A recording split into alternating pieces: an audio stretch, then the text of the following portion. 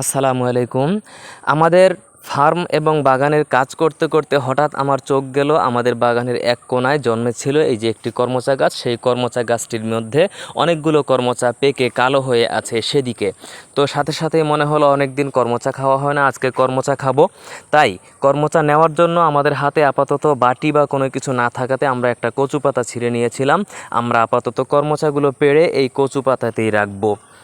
প্রচুর বৃষ্টি হচ্ছিল, বৃষ্টির কারণে আমাদের ফার্মের কাজগুলো এবং বাগানের কাজগুলো করতে অনেক কষ্ট হচ্ছিল, কিন্তু কাজগুলো জরুরি ছিল, সেহেতু আমাদেরকে বৃষ্টিতে ভিজে ভিজেই করতে হয়েছে। তারপরেও আমরা যথেষ্ট সাবধান এবং সতর্ক ছিলাম, কারণ বৃষ্টিতে অতিরিক্ত ভিজলে অনেক সময় জ্বর, ঠান্ডা, কাশি এগুলো হয়ে থাকে।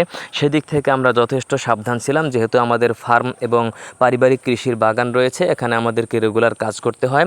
সুতরাং বর্ষাকালে রেগুলার কাজ করলে বৃষ্টি আসলে ভিজে যেতে হবে, এবং সেই ভিজলেও যাতে আমাদের কোনো সমস্যা না হয়, আমরা যেন কাজগুলো ঠিকমতো করতে পারি, সেজন্য আমরা সাবধানে ছিলাম।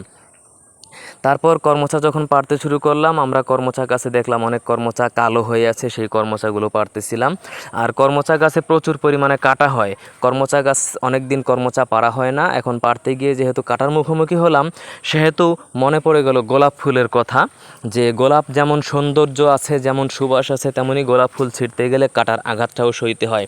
এখানেও তেমনি কর্মচা যেমনই একটি পুষ্টিকর এবং ভিটামিন সি সমৃদ্ধ ফল, তেমনই এটা ছিঁড়তে গেলেও এই গাছের যে এই কাটার আঘাতটা কিছুটা সইতে হয়।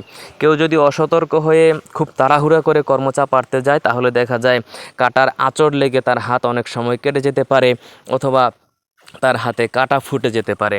তো যাই হোক, আমরা কর্মচা পাড়তেছিলাম আর সেই কচু পাতায় নিচ্ছিলাম, যেহেতু আমাদের হাতে এই সময় বাটি বুটি কিছু ছিল না।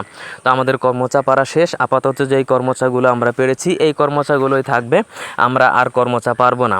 আরেকটি কথা হলো, আমাদের এই কর্মচা গাছের কর্মচাগুলো বেজায় টক হয়ে থাকে।